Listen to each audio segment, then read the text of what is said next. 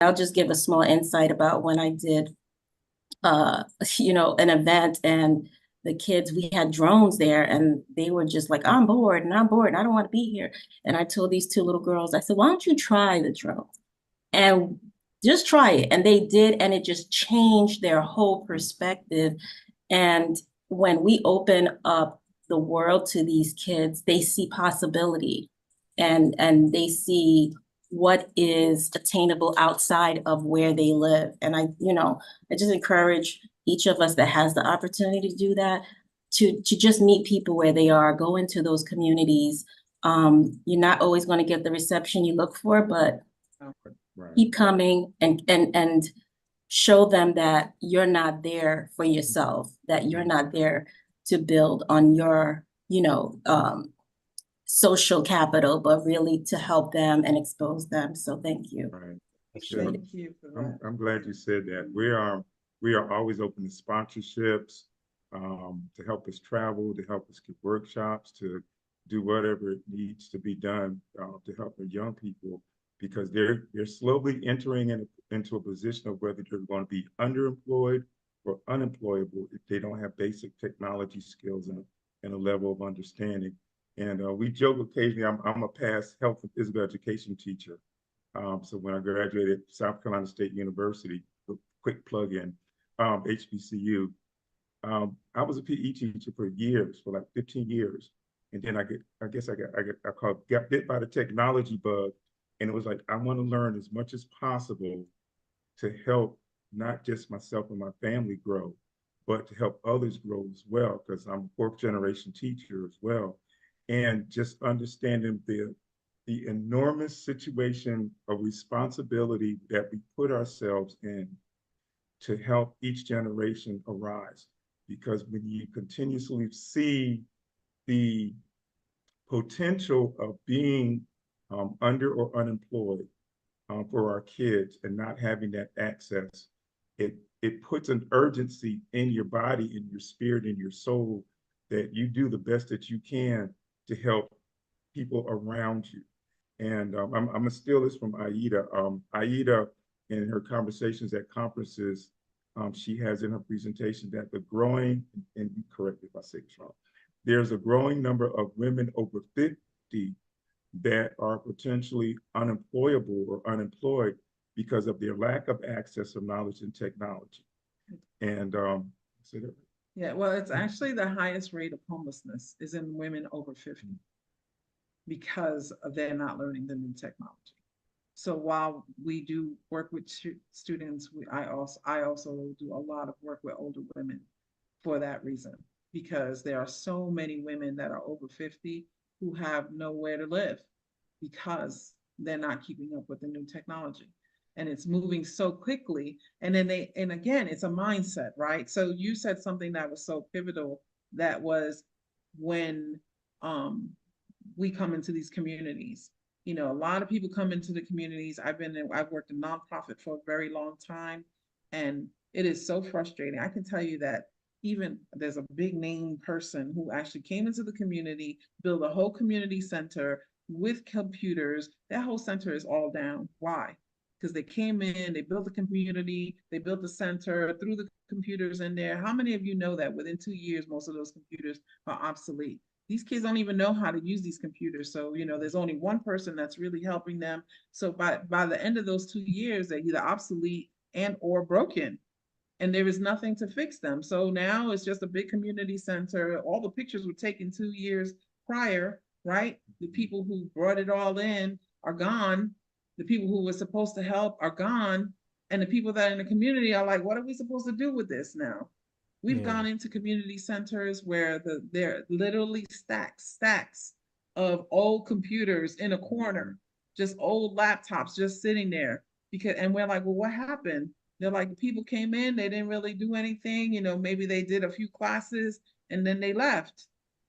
And so we had the laptops and we didn't know what to do with them. So they sat here and we didn't want the kids to use them because we didn't want them to break them.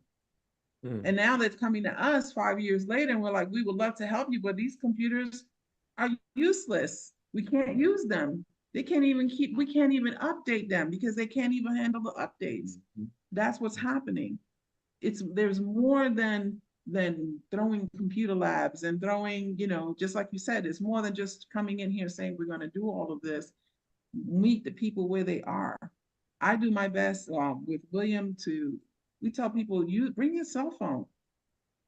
You're always going to have your cell phone. Bring your cell phone. I can show you how to use AI right now. Let's do it. And I do. Let's put it on there. Turn it on. Open it up. What do you want to know about? Tell me something that's been on your mind for a long time. And it doesn't matter if it's a kid or an adult. What do you want to know about? Well, let's ask the AI. What does it say? Oh, you want to know how to build a what? You want to know how to do what? What do you want to do when you get older? You want to learn how to be a football player? Well, ask AI. How do you do that? Tell it, I am a da-da-da student and I want to be a football player for this community. And it will give you the whole list. Okay, now let's print out that list. Let's put it on the wall. Now you got a plan. That's how you do it. Getting them excited. They're like, wait, it can do that? What else can it do? That's the point. Get them excited about what can it do from where they are, whether it be an adult or a college student or a child, and say, okay, now what else can you do? Now, when it comes to children, though, when it comes to young students, what I tell them is, again, like I said before, how did you get that information? Because you could have gotten that information too, but how did you get it? Because it left out something. Go figure out what it left out. Go look for it. That's how you get them interested in, like, oh, okay. Because I mean, I don't know about y'all, but if I get on the internet, if I get on the internet, just me, I could be scrolling all day long. I could just start looking. Ooh, I'll be like, William, did you know? I can't tell you what new article I done brought up to him today. Dr. Joy, did you have a question? Yes, sir. Yes, sir, and yes, ma'am. I wanted to share that I think the work that you're doing is very important, not only for the youth, but also empowering for the parents, because I'm one of the millions of parents who's decided to homeschool my son. I've been homeschooling him for 5 years now. And I'm very involved in the homeschooling community, both locally and nationally. And one thing that I think that your work is important, why your work is important, is because in a variety of ways, you could inform parents on how to empower themselves to be better teachers of their own children.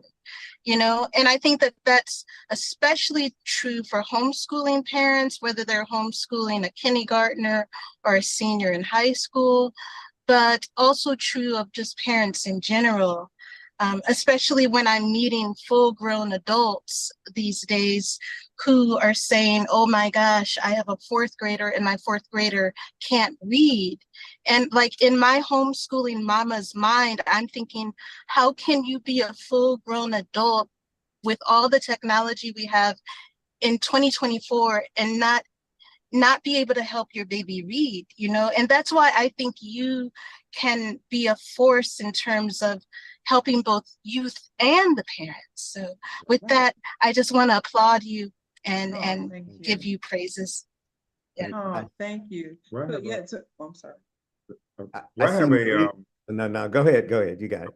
well, I have a not a pitch, but a soapbox about that, and I'll briefly share this. And she knows. I cannot see for myself teaching for 33 years how in our communities across the United States, we cannot have consistent workshops, seminars in all of our cities with all the money we have dedicated to education in the arts to help the communities. Now, whether that's through churches, and I'm gonna put it out there, NAACP, Urban League, whatever you have, because we know these areas of technology are issues, our community organizations and leaders should be putting forth the effort to have continuous and consistent workshops for our young people. For me personally, coming up, growing, as Aida was saying, in Philadelphia, there's no reason that our government officials, our city councils, cannot dedicate monies to the efforts to help our communities grow in educational technology, and whatever else that's coming up, whether it's blockchain, whether it's NFTs, whether it's AI, there's going to be something else. So we have to prepare ourselves. And also as community leaders and business owners, if you have the opportunity to go into a school and even an after-school program and talk to young people, do it. If you have an opportunity to go into a charter school, a private school, or homeschool, do it. We consistently offer. And I can't tell you how many times we have been told, oh, we don't need that. We already have somebody that does that. And just blowing it off to the point where you know what's going to happen in 5 or 6 years when our young people don't even have the basic knowledge and basic understanding of being able to use technology for them to grow. And like you were saying about reading, I was a struggling reader in elementary school. The best thing my mom had me do was read comic books to get an understanding of the graphical nature of reading, but also applying what I was reading in comic books to real life. So I had a Well, college, people, go ahead. Go ahead. You got it. I was gonna say I had a college reading level when I was a kid, but my mom let me read anything I wanted. It didn't matter what it was. And that's part of the thing too. We have to come out of the square box, right? So, you know, that's the first thing I say to any parent who'll tell me, oh, my kid doesn't like to read. Give them a comic book. Give them, it doesn't matter what they read. Let them read the comics from the newspaper. As long as they're reading something, you know, oh, my student is in the high school, but they want to read them baby books. As long as they want to read something, because eventually they'll get tired of those baby books. I don't care what it is. I don't care if it's, you know, Diary of a Wimpy Kid. Eventually they'll get tired of reading that and want to go into something else. They will on their own continue to grow. But I also wanted to touch on what you said, Dr. Joy. I always make sure that we involve the parents, right? So he's been working with kids for a long time. I've been working with adults for a long time. That's why we make a great team, because I really do believe that you have to get a parent's buy-in in there. Because if you could teach a parent, especially a single mom who's at home with 3 kids, who's pulling out her hair, that she could use the internet to make some money on her own, that she doesn't have to go to a 9-to-5, she can make her own 9-to-5 at home while her kids are in school. That's a whole life-changing thing for them. And they can do that with AI. What business is it that you want to start? You don't know. I don't have all the answers. I use AI too. I go on AI. If you could just put them, I tell people, if you could just put someone with their phone, that's like I said before, put them on AI. Tell them to ask the question, that burning question that's been on their mind for God knows how long, that they don't have the answer to. Put them on there and tell them to ask AI. Once they get it, that's it. I can tell you how many times I've told people, just call me if you need help, just give me a call. And they won't call, I'll call them and I'll be like, hey, how's it going? Oh, girl, I already got this. Don't even worry about it. Okay.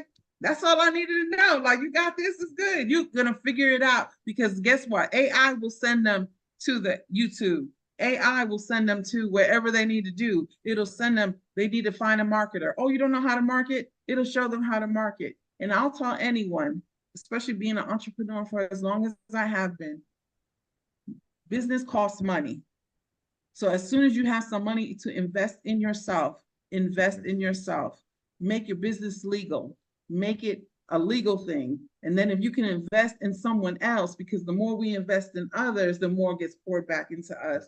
And that's why I believe that we've been successful in what we're doing, because we pour so much out, it comes back. So it's coming to us. We see, I think we all feel you all. We all feel your heart, your passion, and it's beautiful. And I already know that from working with y'all, but it's beautiful. I do want to get, so we can end on time. Eric, I want you to ask your question. I saw you. Where are you? You had your hand up. Eric? yes. You still here? Yes. Yeah, question in the comment, really appreciate the work inspired by this conversation. I was taking some quotes. One of the things you said initially that really stuck out to me was you have to be present with them. And then you also said that our values need to change. And as a technologist, we always like to talk about tech, and we could ask AI, but there's something that you hit on that I think is definitely human-centric around our values as people, as a community. And the question that I have for you all, and with that lens, is saying, well, as you're talking to parents, educators, the community at large, where would you advise them to start as far as being present and what tools to be able to help their students on this journey? And yeah, I'm just curious how you would respond to that question because um, I feel like it's a heart thing. I think one of the ways to start is parents having a conversation with their children. We're going to learn together. And that's really important and valuable because if your children see you learning and struggling, they will learn from that struggle that you have, that you can learn and grow together. Unfortunately, we are so disconnected with social media, we don't have the chance with our children a lot of times to sit down and just talk with them. Have them teach you as the adult what they know, then that way you can integrate in what they're teaching, what you're learning and what you know, and you learn together. But put yourselves, both of you, in situations where you can learn and grow together, whether that's going to the library for workshops, whether that's going to community centers, whether that's building something together on the metaverse, whether that's both, like I even said, what is the dying question that you have that you can both ask AI and learn from that? Using YouTube, sit down together and instead of watching some crazy movie, watch the YouTube videos together and learn and figure out how we can apply it to either having, like I even say, either having a business, learning to get a certificate, join in, I'll give you an example, Blacks in Technology, they have a global reach. Join communities of Blacks in Technology. Join communities where there's underrepresentation. Join communities. We're part of Black Press WP. Basically designed globally for Blacks, Africans, those of the African diaspora, where you can learn from others that welcome you and say, come into our community. We're here to support you. WordPress community as well. We're here to help you blend web development and AI. So use those resources. I also want to tell you, we actually have a session on this. So Cedric will be speaking tomorrow. He has incredible tools. Right, So yeah. this is really wild. Yeah. So he'll be doing a session on homeschooling tomorrow. Patty, So the other thing, I'm a No, go very, ahead. I'm sorry, I'm a very visual person. So I like to give visuals because I'm an artist, and I'm going to share a visual with you. So I saw this and it said, this is how most of us walk around the world. So I don't even see my husband. I don't see my children. I don't see anything because we're walking around like this. And if you give that image to somebody and realize like, this is how you're looking at your children. So when you look at your children, put that phone down, turn it off, put it upside down. When my kids come in the room, I put it, like my daughter, I put it down, whether it be a TV, whatever it may be, put it down, put it to the side and look them in the face. And then talk to them, because this is how we're having conversations nowadays. As a matter of fact, even me, Miss Technology, I'm the parent and the whole nine. My oldest daughter is 35 years old, just had a baby. And we were in the car, and whenever we're in the car, we speak for hours. William can tell you, I'm like, it's 3 hours later, and I'm still talking with Melanie. But my daughter comes to my house every day because the baby's driving her crazy. And this is the baby's best friend right here, right? So I said, Melanie, why is it when you come to the house, we don't talk like this? She said, Mom, because you're always in your phone. Ooh. I said, that'll never happen again. Mm. I said, I'm so sorry. I wish you had said something to me. She said, when you're in the car, you put your phone down, we're talking. But when we're home, when I'm in your house, you're in your phone. Well, I work off of this thing, right? So I'm always working. And I'm like, you know what? That will never happen again. I said, when you come to the house, I'm gonna put the phone down and I will not pick it up and we will talk. So we have to be aware, because sometimes we're not aware of what we're doing because we're so used to living a certain kind of way. We, the community, have to make our parents aware. We need to make our teachers aware. I just got to say that those words, that will never happen again. We resonate with that. Wow, what a passion to get it and just say, oh, that's not going to happen again. Thank you for saying that. But I think that it goes back to what you said before, Eric. It's a heart issue. Do I love you? Do I care about you? Because that's what I tell parents. I know you love your children. I know I was a single mom for a long time. I was working hard. I'd be home and I'd be exhausted because I was working hard all day. So we had to learn a plan. The plan was I get home, give me a half hour to just decompress. And then each of you get 20 minutes to yourself Just come in the room for 20 minutes. You can tell me anything you want, and you have my undivided attention. And trust me, after a while, the youngest one, when it was her turn, and she would start talking, and the oldest may say something, she'd be like, this is my 20 minutes. You can't, it don't have to be a lot of time. It could be a little bit of time. Just give them that time. And when we have our phones, this is what they see. Put it down, just because, and then when they see that you're interested in them, because this is what I'm going back to, those soft skills. No matter what AI can teach you, there's nothing like a teacher who says, good job. There's nothing like a physical teacher who said, dang, I knew you could do that. So imagine when your parent says, man, I knew you could do that. Look at you. My daughter this year, my youngest daughter, our daughter went into high school. And when she got into high school, they put her in all these honors and AP classes, and she freaked out because she has ADHD, and she was like, I can't do this. Her first few months were hectic for her, hectic. And we kept telling her, you could do it. We know you could do it. We know you got it. We know you can. Well, honey, she did her 9th grade with honors. It showed her she could do it. Right? It showed her you can do it. So now she opted herself to go into AP honors next year. Again, she chose this time because she saw she could do it. They just need to hear our voice. They just need to hear us saying, yep, you got it. Don't worry about it. I know it's hard. I thought, she wanted to get out of engineering. I said, I know you hate it.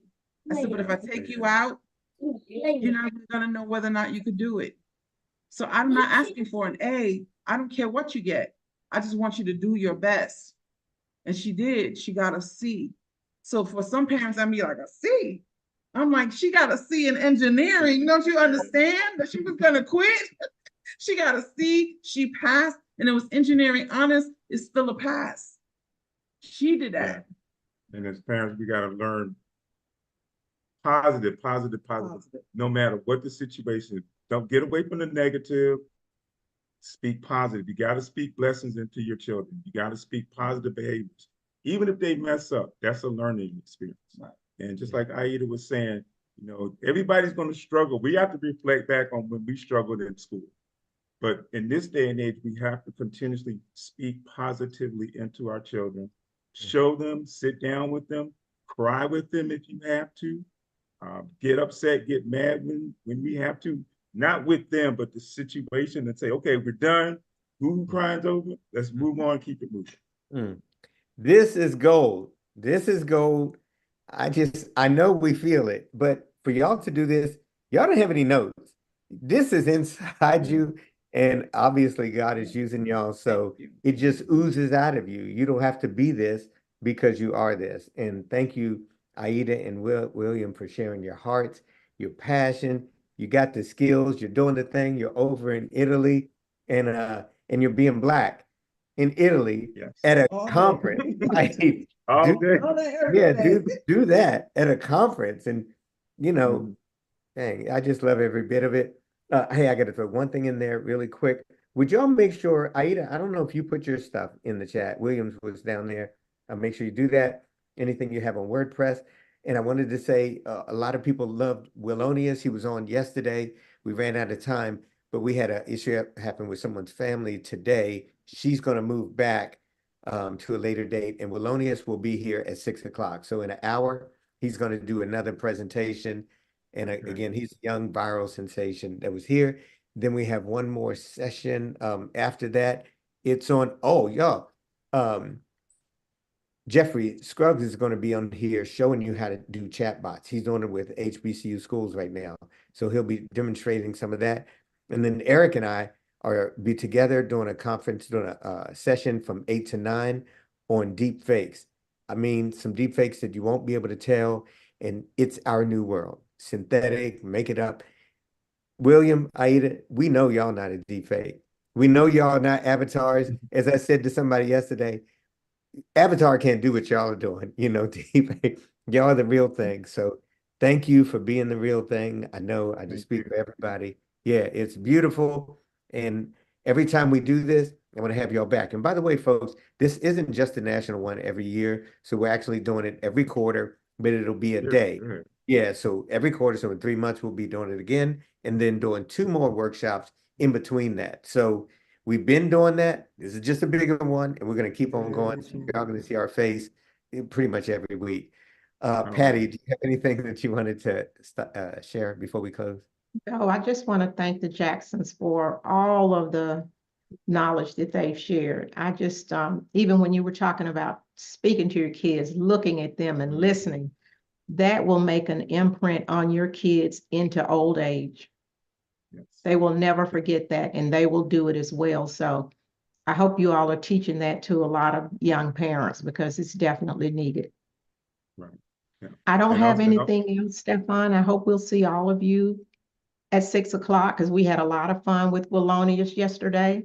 So we're looking forward to that. Yeah, he's a joy. Thank you all so much. I hope you I'm gonna go outside for a little while because I've been sitting here. Thanks, everybody. We'll see you Thank at you. 6 Thank you so much o'clock. for having Thank us. you. William and Aida, y'all were amazing. And Reach you're out as to us on beautiful. LinkedIn. Oh, Don't forget okay. LinkedIn. Yeah. LinkedIn, we got you. We're gonna blow up your LinkedIn. So there's Hey, two Aida Jacksons. I'm the one with the flower in the hair. oh, okay, we got that. And if everybody just throw it around somewhere on your social media that Wallonius will be here. I think he's extraordinary. Let's kind of get his crowd up there. They're gonna come anyway, but throw it on your LinkedIn, put it on your Instagram, X, whatever you want. All right, with that, this session. Hold on. Go ahead. Who was that? I just wanted to make sure that I was gonna try to Go capture ahead. chat because we didn't get to see that chat. Okay. But it didn't do it. Well, So Yeah. before you guys go, just really quickly, because we didn't Okay. get to talk a lot about the AI stuff. I No just problem. wanted to let parents know that when you let your children use the AI for research, which is okay, make sure that they go back and cite their resource, and then also ask them to copy the prompt that they use so that you can see the prompt that they use to get the information. That will help them to see that this is how you use AI in a responsible and ethical way, especially for you homeschool mamas. So there you go. I'm gonna put it Just up here wanted to throw really that quick. out there because we didn't get to talk about that.